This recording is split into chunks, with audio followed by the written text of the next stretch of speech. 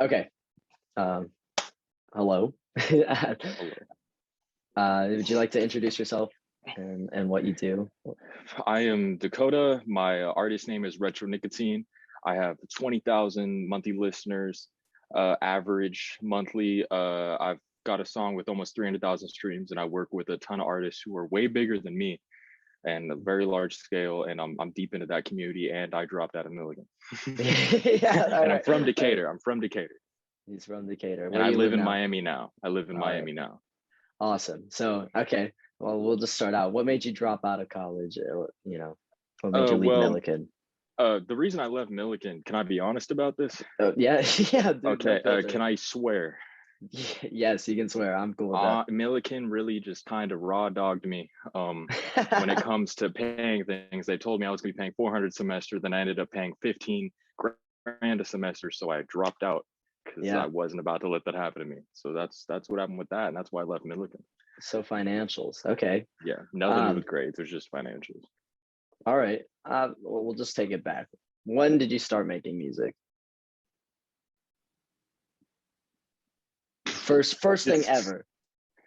so I've been in the music scene, like managing artists and stuff like that, since I was around 14, 14, 15 in that range. And then I really got into music myself uh, December 2019 into January of 2020 because I was living with my roommates. And this is after I dropped out of Millikan, because I dropped out around like November 2019. And then around the next month, I got into music myself. And when I went to America, I did not go for music. I went for business management, but I was wanting to get into the music industry and use my business management degree for that. So I was already a music-esque thing I was going for. Yeah, yeah, that makes sense. So just to tell people, what kind of music do you make? I make alternative pop punk into emo pop, which is a genre that is coming back in the last couple years, and it's forming pop punk with hip hop together. And there's a bunch of artists similar to me, like Poor Stacy and MGK at the moment. He's making a genre similar to mine. A lot of people in my community refer to it as Travis Barker core because the moment you make a song with Travis Barker, you're officially made it in that community because Yeah. everyone in my community who makes my genre has made a song with Travis Barker. Like, not me, of course, since I'm not big enough yet, but I know people who have. So, Is yeah. that a goal of yours? Yeah. I Yeah. mean, I way prefer like a Tom DeLonge or a Mark Hoppus feature over a Travis Mhm. Barker, but I would take a Travis Barker feature Yeah, for I think sure, anybody for would. sure. So why do you create music? Like what is your purpose? Uh, well, I've been really into music my entire life since I was young. My first two CDs I had was "Graduation" by Kanye West and "Hybrid Theory" by Linkin Park, and those both really kind of set the stage for my music taste to grow forth. And both my music taste, like my music taste, pretty much comes solely from those two projects, and that's where it's all stemmed from Linkin Park and Kanye West when I was like 7, 6, something like that. I don't remember how old I was at the time, but I make music personally. Originally, when I started, I did it because I was living with my roommates and they were like, yeah, man, you should really make music. You know everything about the business aspect of it, and you just haven't gotten to the music side of it yourself yet. And you could be really successful because all of these local artists that I was managing, none of them were listening to me or my advice that I was giving them, and none of them were doing anything or succeeding in any way possible. The Decatur music scene, I fully believe, in my personal opinion, is not going to grow ever. Yeah. I personally believe no one is going to make a scene indicator successfully just because the way the scene is at the moment indicator. And I was trying very heavy to make a scene myself before I got into music. I was putting on shows locally and working with local artists. And that's the main reason I actually got into Milliken because I met, oh man, I forget her name, the dean of the Tabor School of Business. What's her name? You know her I name? no, Okay, I'm well, I not. met her, and that's the reason I ended up going to Milk, because I had a lunch with her, and we were talking about the local music scene at that lunch. It was her, the guy I was interning for, and me, and we had a lunch together to talk about the local music scene and how to make it grow forth, I guess. And Mhm. that's how I got into Milliken. That's how I ended up going to Milliken, is because I met them through that. But I ended up making music myself because I saw the Decatur music scene wasn't growing. Uh, and no one was listening to my advice when it came as far as that, but I knew what I was doing, so then I went and did it myself, and within like a year of releasing music myself, I had a song with 100,000 streams on Spotify, Yeah. and as well as like made a ton of connections in the scene because of it. Right. That's like a huge accomplishment, man. So great job. PTSD is the name of the song. It's a What was the great song. original question? Because I definitely straight off there. Why do you create music? Because I know what I'm doing. I feel like when it comes to it, I feel like I know what I'm doing, and it is a good emotional outlet for me, and it helps me get out my emotions in a healthy manner. Because a lot of my music is based around sadness and sad topics, because I have like depression, anxiety, like most people, and it's a good way for me to deal with it and to control those emotions without like, you know, just sitting there in my own sadness, you know, just getting out my emotion and putting my feelings into words. Because I write poetry also. I don't tell anybody about that, but I have a poetry book and I write my poetry, and that's where a lot of my lyrics come from, is my poetry book. And poetry is a good way for me to let myself out, which I've done poetry since I was like oh wait, I can't cuss, since like 13, 14. And I just was always into it, but I just never turned it into music. And I was like writing one day and I was like, this would be a song. And then that's when I mean, originally when I started music, it wasn't poetry to music, it was freestyling to music. And then one day I was like looking at my poems and I was like, I could make this into a hook. And then I did that. And then that's where that came from. Cool. I think it was Hell. My song Hell was a poem originally. That's awesome. That's really, really cool. Yeah, because the intro is like Roses Red and I Feel Awful, which is like, you know, intro to a poem, Roses are red, you know. But yeah, that's just emotional outlet. That's basically why I make music. I relate to that a lot. Definitely makes sense. And I know, like, you were talking about, you've made all these connections for yourself and everything, and definitely, like, as someone who's been like your friend and like an artist as well, you know, you invited me into the Discord, and I've talked to like Sile and everything. Now I kind of want to just like get into that. So like, how did you and Sile, your manager, meet? Okay. So this is not a PG story. Okay, so my ex-girlfriend, she was a stripper. Okay, ex-girlfriend was a stripper. She was TikTok famous. Sile was TikTok famous. They became friends through TikTok, and then she was like, "Hey, my boyfriend makes music," and then me and Sile met. And that's how me and Sile met, through my stripper ex-girlfriend through TikTok. That's fucking awesome, man. And he's the one. Sile's the one that really helped me build a lot of my connections and land a lot of the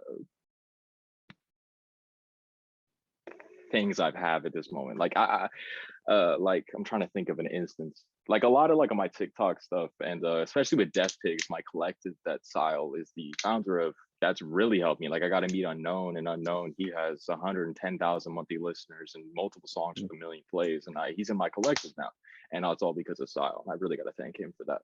But that's how we met, and then that's like what happened from it. That's great. So I think the question now is, because you have all of these accomplishments and things that you've done, do you think you would have any shot of growing what you have if you went through Millikan and were still currently enrolled there, or do you think you would be farther? I think I'd be way behind if I would have stayed at Millikan.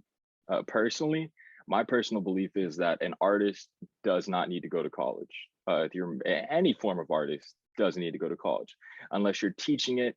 And like for me, the reason I went to college, because I at first was want to get into the business aspect of it. But if you're actually making music, there is no reason to go to college unless you're like an orchestra composer or something that requires that heavy learning. Me, everything I've done on music wise has been recorded on this MacBook, on my mic right here in this bedroom, and mixed all on my end. And all my success I made from that is from that. And I know people who like have like 2 million, 3 million like all-time streams, who literally record their stuff on GarageBand. And like young Chris, he's an artist blowing up at the moment. He's got a song that blew up on TikTok. His stuff is recorded on GarageBand. I was in a collective with him when I first started music, and he was like the same size as me, and he's still like doing stuff like on that lower quality budget and not even knowing that much about music. I'm not saying he doesn't know that much about music, but I'm saying like you don't need to You don't need to go to college In to make music. comparison to someone who's like gone for 4 years and gotten a degree and everything Yeah. like that. But I mean, like, you can look at people who've gone for 4 years and gotten a degree and they've had their success, but I've also had my success. And in some ways it's equal, if not more so compared to theirs. And they worked for theirs, but I also worked for mine, just in a different way. I, Yeah. you know, I think if you're making music, there's absolutely no reason to go to college. I personally believe that. A big Because point. Oh, sorry. oh, sorry. Continue. Just like looking at all of everyone I look up to in the music scene right now, and I'm not like talking about like Drake or like Billie Eilish, like none of those artists. I'm talking about like artists that are like 100,000, 200,000 monthly listeners. Like, they're not giant, but they're still big artists. I know people who are like 14 and are like getting like hundreds of thousands of streams each song, each and every release, all their stuff made in FL, like, and everything they learned off of YouTube or off of their friends. Right. And then I can look at people who I have seen go to college for music, graduate, and they've done literally nothing. And obviously it's a case by case situation, but you can get success either way, and it's just all about how you want to do it. But as far as it comes as being mandatory, it's not. Yeah, I definitely agree. I think a major point of going to college, though, that people make is the networking aspect. What are your thoughts on that, and how can people who aren't going to college network and still create a fan base without physically being enrolled in a university? As far as networking goes for Milliken, I met like cool people there, but no one that was doing anything on the level that I wanted to be at. Because when it comes, I'm cool with meeting people that are on my level, but when it comes to real connections that I really want to make, I'm wanting to make connections with people that are way bigger than me, way larger than me, and know what they're doing. And as far as like college comes, as far as meeting other students stuff, the Decatur scene is very like, as music wise, is very like folk punk and rock cover band driven. So Mhm. that's all the people were really had their heads on at the moment. And nobody was looking towards the future of music. No one that I talked to saw the future of music coming. Right now, the future of music in my eyes is hyperpop and rap. Those are the two biggest things, especially hyperpop, especially since it's a new genre coming out. If you go up to anyone who is doing music at Milliken, they'll have no idea what hyperpop is. But Mhm. I know what hyperpop is, and I know hyperpop is the future, and that's because I make my networking a different way. And that's because I'm meeting people who are at levels way higher than me, and I'm doing this on Discord or on Instagram group chats and stuff like that. When it comes as far as making fans, you just have to get your music out there as much as possible when it comes to Instagram and Facebook promotions. Instagram and Facebook ads are like the biggest deal right now when it comes to promoting. Like, Donald Trump put like $100 million into Facebook ads whenever he was Wow. running for president, because it's the biggest thing right now when it comes to any type of advertising. And I where was I at? Where was that? Sorry, I lost my train of thought. You were talking about like networking and Oh creating. yeah. I just like and I'm not trying to like, shit on people at Milliken. It's just like there was not a single person I met, and I met tons of people at Milliken that was doing anything on a level that I wanted to be at. People even that were seniors about to graduate, and the best thing they had done was put on a local show one time. And that's not enough for me. That's not Right. enough for me. Like, because like I was putting on local shows when I was 16, and these are people who are 4 years into their degree that they're paying thousands of dollars for, and they've only done the same thing I did when I was, younger. So when it comes to like college networking, it doesn't matter. I mean, it's cool to have, but all the cool people you're going to meet, the people that are really going to exceed your career and make it grow, are going to be online. Yeah. Everyone you meet that's, I mean, you can meet people in real life that will help your career grow, but no one to the level that my career has grown thanks to the people I've met through Discord or other online services. I feel very, very similar. So the route that you've taken, being an independent artist and being solo, do you think that allows for more creativity compared to people who are going through classes? Or do you think that there's a level of being lost when you're an independent and trying to find your way and how to learn those things compared to all the information kind of being thrown right in front of you in a class? Well, when I think about whenever you think about college classes, the teachers are teaching you the way they were taught it, and that's I can learn the same thing that for instance, there you got in college, you're learning things. You're being fed it like on a conveyor belt, basically. Me, whenever I need to learn things, I'm like, okay, how do I do this? And I Google it and I figure it out from there. And I every day I'm learning something new about music. And I mean, I'm sure I could have learned a lot more, a lot faster through college, but this works for me. And Okay. it works for a lot of other people too when it comes to just learning stuff, online. And there's also online courses you can take as well, like Skillshare. I've used Skillshare, and I've used Skillshare for Spotify marketing classes and stuff like that, just to learn about, like, say there's a subject I want to know more about, and I didn't want to take an entire college class, to learn about this. I could just do a 8-part video series that has quizzes built into it, and learn myself how to do it from there through Skillshare, and I pay like $80 a year for Skillshare. Yeah, So, right. and that's where I've learned a lot of my different stuff too, is from there. Yeah, that's definitely awesome. I think the internet has created such an uh, easier avenue for people to get information quicker and learn in completely different ways compared to the traditional, here's a teacher teaching everybody the same thing in a classroom, when everyone else is at different levels and doesn't always know exactly where to go with it and things like that. My Can I next say one more question. thing also? Yeah, go ahead, of course. I feel like another thing to look at is, if you look at every major artist right now, or artists that are considered like halfway major, like the ones I was talking about, 200, 300,000 monthly listeners, none of them have college degrees. None of them, not a single Right. one. And it's because they all started when they were young and worked from there. And that's what I'm trying to do. It all matters about striking while you're young and working as hard as you can while you're young. And like the people who have been in school for 4 years, they're 22, 23 now, and they're just now getting out to the world and really starting to like push themselves as an artist. You're late to the game. You're like Yeah. really late to the game there. And like me, I'm 20 and I feel like I'm too late to the game now. I feel like I'm too late. Like, because I see artists who are 13, 14 pushing out absolute masterpieces, and I'm over here crying on a beat. So I just don't know. I think we But I I just think think it's it's a about marathon, working not a as hard sprint. as you can while while you can. Working as Yeah. hard as you can while you're still able to strike. Because there's a cutoff for music for sure. At least genre rise. Like if you're over like 25, no one over 25 is making hyperpop. Not a single person. There's a cutoff for it. Or like rap music. There's like 40-year-old rappers, but there's no one new coming out that's 40. There's no one new coming out that's 30. They all got into this when they were 18, 19, and they blew up then and they stayed there. I can't tell you the last time I heard of an artist over the age of 30 coming out as a new artist, and like really like taken off, Yeah. Yeah, that's and for sure. yeah. So where do you think your career is headed? What is like your vision? What are some goals that you have set for yourself over the next couple of years? Where do you see retro nicotine in 5 years?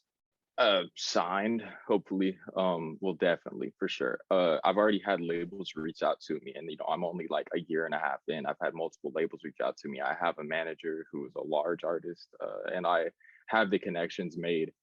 Right now, it's all about me being consistent and pushing out steady music, and that's all it's about, and just growing my fan base. That's my main goal. I would like to see PTSD hit 500,000 before the year's over with, which I'm easily gonna do, because I've gained 100,000 streams on it just in these first like 4 months of the year. So I'm Mhm. gonna like get 500,000 by then. And I would like to hit probably about 40,000 monthly listeners on Spotify, because right around like 80,000 is where you're making almost living wages. So I want to hit like 40,000. That'd be tight. All Yeah, that's right. where I want to go. And in like 5 years, I'd probably be dead. Really looking at it. But Ooh, if I had to like think like, okay, I'm cool, I'm alive, it's 5 years from now, I would think I'd be like a large artist by then, 5 years from now. Because like I said, I'm only like a year and a half in and I'm already here. So, the only way to go is up from here, and especially like keep a steady release schedule, working with new artists and making my connections and stuff like that. Definitely. I know you like have that drive in you to just always want more. It's really inspiring to see. I think my final question for you is, why do you think you'll make it as a musician? What makes you stand out compared to the rest? Because I know what people want. I know what people want to hear, and I try to match that with every song. Because in my opinion, there's a thing called the sauce, right? The sauce is this magical ability to write a song about nothing that has meaning. For instance, the Sweater song by Weezer. If you want to destroy my sweater, take this drink and just walk away. And that's it. That's the entire premise of the song. It's destroying a sweater, but you understand that he's meaning it at a deeper level. And that's from using simple lyrics. I have a song called Blue that came out February, and it's literally, the hook is, I feel blue and I feel so sad. This life sucks. Can I start again? And like I enter my verse on that song with fuck my life and fuck all my friends. I just want to go where the party ends. And I try to use my lyricism in a way where I'm using the most simple possible lyrics that can apply to as many people as possible, but also have a meaning and a feeling behind them. And that's how they do industry plants, like Ian Dior.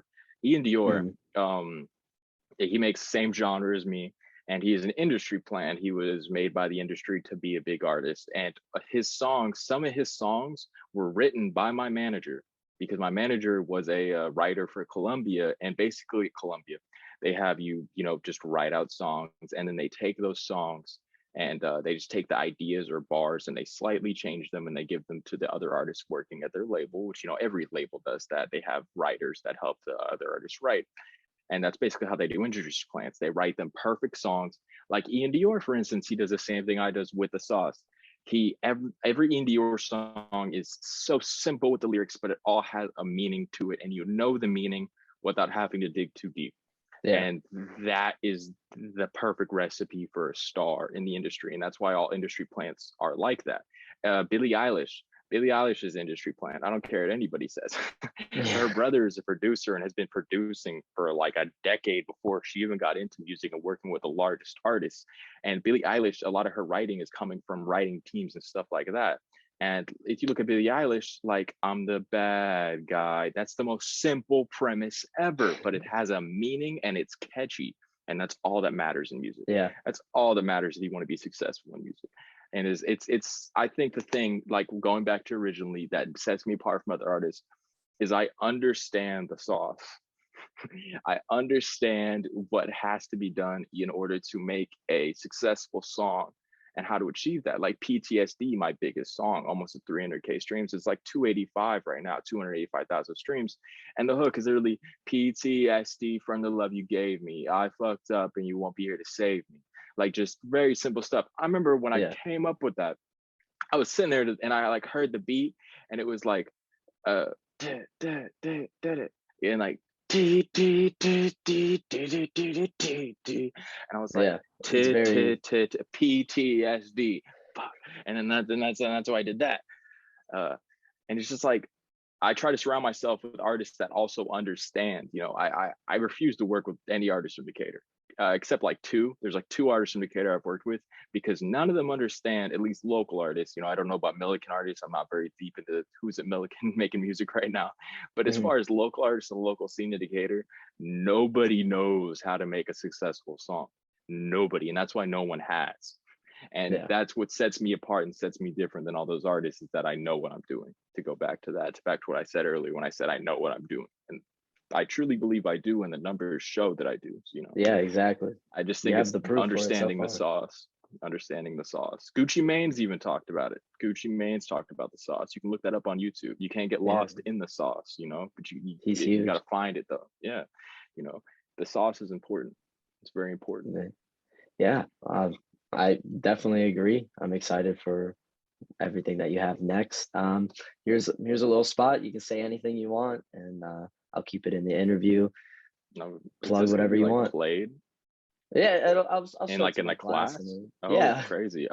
Stream retro nicotine on all platforms. You can Google me. I pop up. I got a bio. I'm legit. I'm real. Retro nicotine on Instagram. Stream PTSD. That's it. Oh, All and shout out right. Little Sleep. Hell yeah.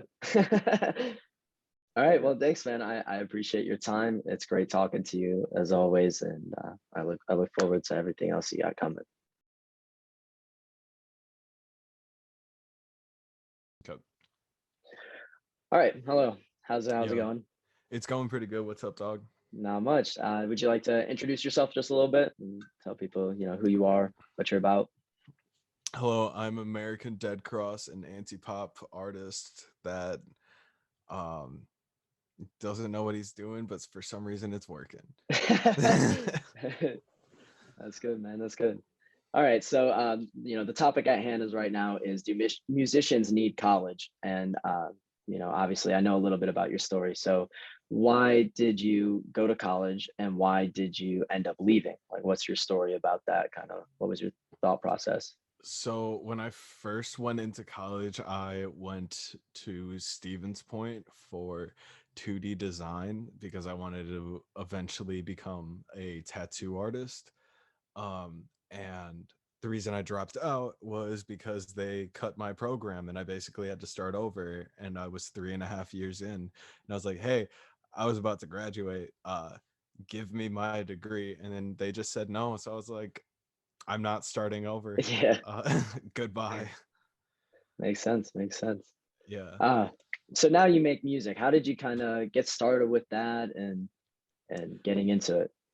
I started making like recording music when I was like 16, but I've been playing instruments for forever. I think since I was like 5 years old, man. Like I play seven.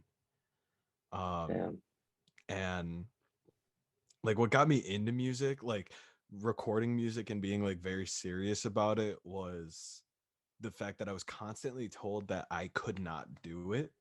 And that's the only way to get me to do anything is to tell me that I can't do it. Otherwise, otherwise I just don't do it. yeah, yeah. Wow. I mean, that I definitely relate to that. Everyone's kind of telling me that I'm not going to be able to make it in music, but I think I got a decent shot. Yeah, as Um, long as you like believe in yourself, like on a serious note, like that's the only way to do it. It's like 50% like work, other 50% is manifestation and being able to truly be able to just put yourself out there yeah, and be interesting enough for people to be like, yeah, I'll follow you.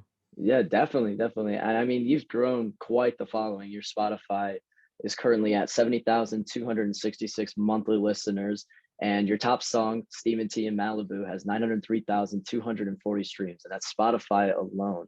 Mhm. How did you kind of, get that following growing? What kind of like kicked that off? Did you have a big monumental event that was like, man, I started blowing up from this? Or has it been like a slow little crawl? Or It has been a slow gain. So basically, when I first started releasing music on Spotify and people were putting my stuff into playlists, um, on the Spotify for Artists page, you can see who has the playlist.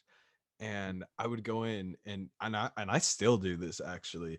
I've been added to over 24,000 playlists, and each person that has created a playlist, I have somehow tried to figure out what their Instagram is, and I'll DM them thanking them for putting my music in their playlist. wow, Like that's awesome. creating like that personal connection, I feel is what makes me become a different artist, because so many people just like don't care and they don't actually appreciate it. Like, they'll do a post every once in a while, but like, what does that mean? Right, right. Man, yeah, that's really cool. Okay, so kind of double question right here, just for the people who are gonna end up listening. What kind of music do you make, and why do you create music and that genre of music? So I make like alternative rock, or it's also known as like anti-pop now. um and I make it primarily because I hate when people steal my styles that I make. So I just make things that are extremely difficult to imitate. Like, you can go on YouTube and find a type beat, but you can't find someone that makes things like me. Yeah. Like, where, like, for instance, my song Hate to Love is, I created the sub bass from format shifting and changing the sense and like a bunch of mixing, and I made my voice the sub bass on it because I just wanted it to have that unique sound, like something that you just can't imitate with Yeah. a plugin on any type of DAW. That's yeah, that's crazy. I remember you told me that on Discord. I was like, this dude is insane. Like it is really, really cool, very unique. That was is definitely something that has influenced how I create and thoughts of like, man, you can really make any sound into anything if you try hard enough and make it like super unique and cool. I love Facts. that. Kind of going back to the college aspect of it, do you think there's anything that a college may offer that could further your career, either now or when you started out? I don't think a college can further my career at all because I've seen what audio engineers that went to college for music, like how it's affected their career, and it creates rules for you. Mhm. In a sense where, yes, you're a very 6 or 7 out of 10 person in music, but because you've learned these rules and you mentally can't get past, like, hey, you can't do that, um, it limits you a lot. And so for me personally, I think it would make my music lose quality because I'm giving myself these rules. Mm. But for somebody that doesn't know how to make music at all, it is smart to go to school in that aspect. If you've never touched it before, but you are passionate about the art, Mhm. that is the only time where I think it's actually applicable, where it really does matter because you just don't know what you're doing at all. Like, you don't even know what an EQ does. That's what Right. I'm saying. Okay. I definitely agree with that. I think though that most people who want to get into music kind of have it almost built into them. I mean, you can definitely work towards to create, but people who want to create music genuinely have had like this little itch to scratch when growing up. Maybe they started learning an instrument when they were young, just like how you did, or they find some sort of interest and want to create like that. So they genuinely kind of dive into it before they even reach that point of college, just like how me and you did. Um, Yeah. do you think that the independent route creates more of a creatively capable way compared to going to college? I know you kind of touched on like having those restrictions, but do you think there's any restrictions in being independent compared to if you went to college, or do you think it's a lot more open and free? Yes. Okay. Okay. Yeah. Like college one is able to give you like plugins and stuff that you like you need. You need plugins to become a better musician, um to increase your quality independently, because like stock plugins, they're all right. They'll make you think that they're good enough, but they're really not. There's Mhm. always something that can make your sound more crisp, higher quality, more level, everything like that. um and it it can that but like college can still limit you because you're learning based on the opinion of someone, where music is, yes, is a subjective thing, but then because that professor is subjective, it subliminally makes you think that it becomes an objective thing, like how you're Mhm. supposed to compress vocals, certain frequencies, stuff like that. I definitely agree. I think it's kind of like there's good and bad of both routes. So that's cool. Do you think someone just starting out can become an artist right now? Like, what are kind of the things that they need to purchase to get into it? Where's a good starting point for somebody? Buy a laptop and buy a microphone. You can buy both of those things with $500 with a part-time job. go do it. If you, oh my god, like if you don't, and you keep talking about like how much you want to make music, but you don't even want to invest the time into like making some type of money to be able to get that equipment, don't even try, Yeah. because that means you don't want it enough. um like like I work 12 hours a day at my hospital, performing CPR, watching people die, and like it's extremely taxing, physically and mentally. And I still come home and I'm making music for another 6 hours, and then I sleep maybe 4 or 5 hours. Um, and if you're really limiting yourself by saying that, oh, I don't have the money to go buy the equipment or whatever, I don't have that, this, I don't have that, so like I'm just not gonna do it, like I can't lie, you just don't have what it takes then. Yeah. um So would you say that like the value of the work is more important than the money? yes, yes, like if you don't want to do what it takes to make it, you're not going to make it. Because I mean, yeah, there's special cases where people blow up overnight, but that is a small portion of those artists, and most of the time those people blowing up are because they died. Not to be like controversial or anything, but that's how it usually is. Yeah. It's like, for example, when Pete died, nobody knew who the fuck he was, bro. Like he like Peep just like he blew up because he died and it was relatable music. You're not going to blow up overnight. You're just you can't blow up overnight.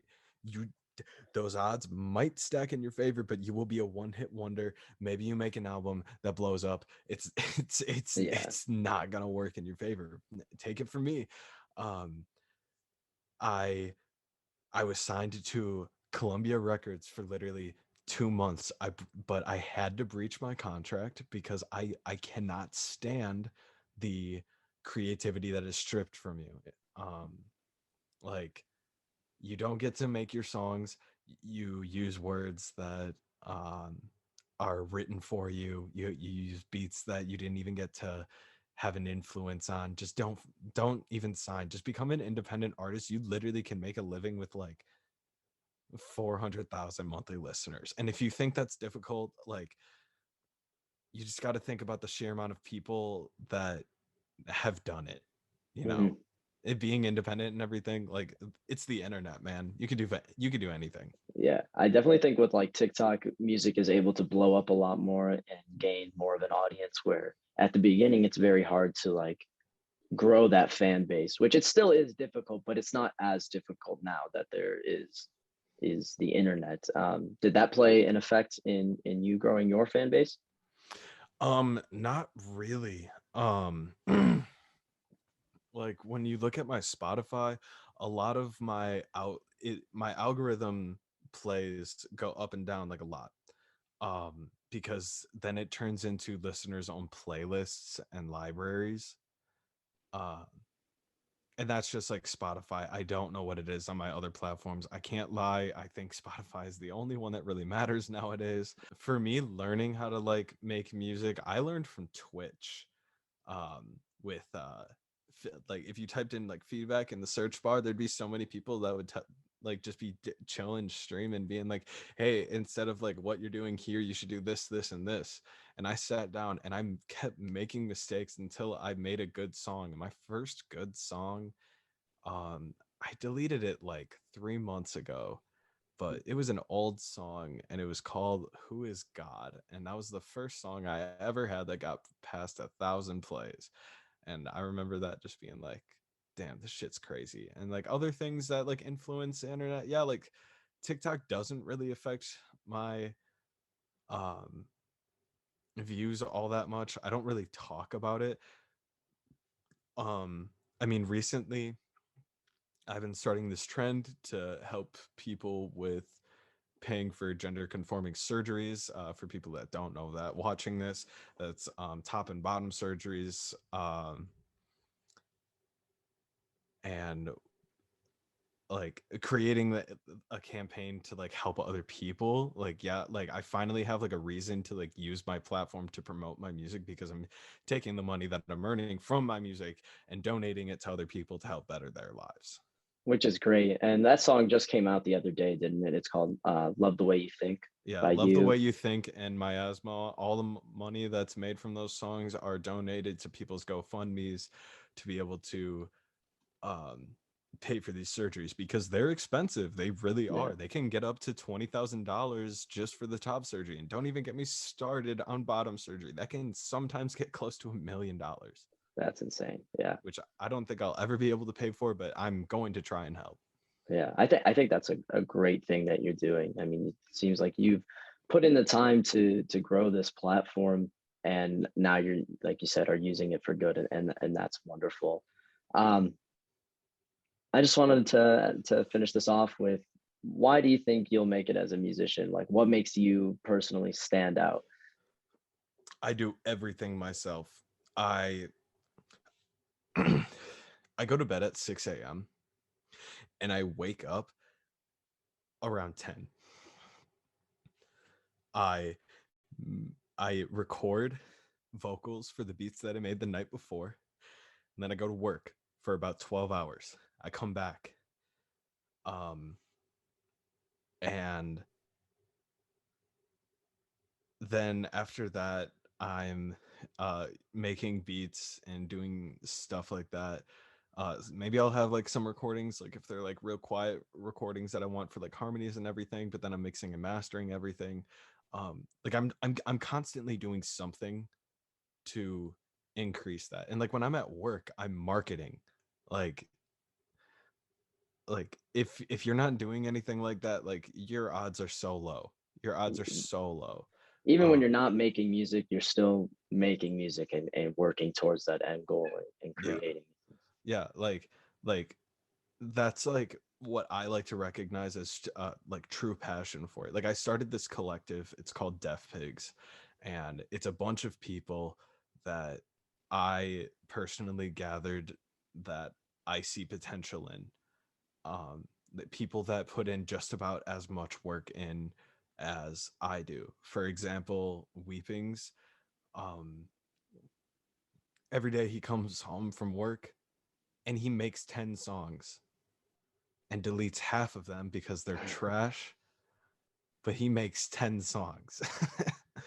and and then there's Retro Nicotine, a literal god at networking and increasing interactivity on his pages. That's all he does, is he constant research and everything. And then you have Unknown, where even he doesn't know what he's doing, and for some reason he does the best out of all of us for no reason. Literally nothing. He plays some game where he's an anime girl and on his PS4, and he fights people and he's like, yeah, this is what I do and this is what gets the plays, and I don't understand it and I don't think I ever will, but he does it and it works, so I sure.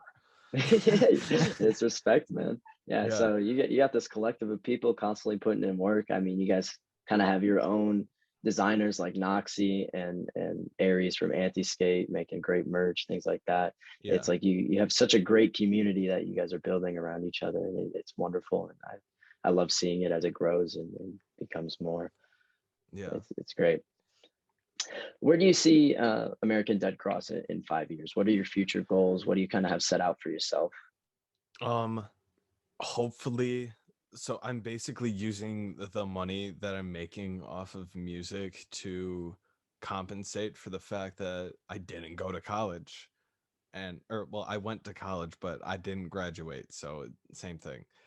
um and so I'm making literally $17 an hour at this job where I am saving people's lives, and that's what I'm valued at. I don't think that's enough. So I'm using that passive income to from my music to build equity in real estate. I'm actually about to buy my first duplex in the summer.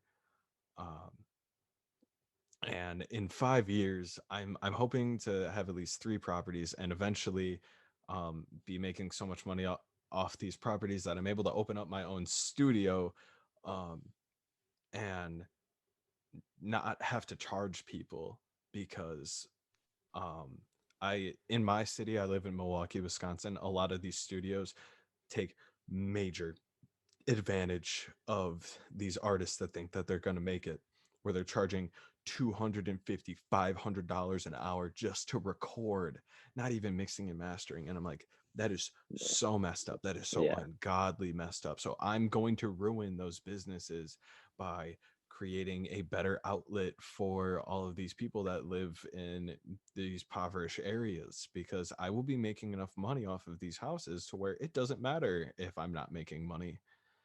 um, yeah. and that's what I want to turn it into eventually, is just like American Dead Cross is the artist that only gives back to the community based That's on these $1,000 checks that he's making every month right now. that's crazy. That's really admirable, dude. Wow. I'm Yeah. so excited to see that. Well, here's an opening. Plug anything that you want. Shout out anybody, anything like that. And Um, yeah, listen to American Dead Cross on Spotify. thank you so much. I appreciate your time. It's been a wonderful conversation. All right, appreciate it.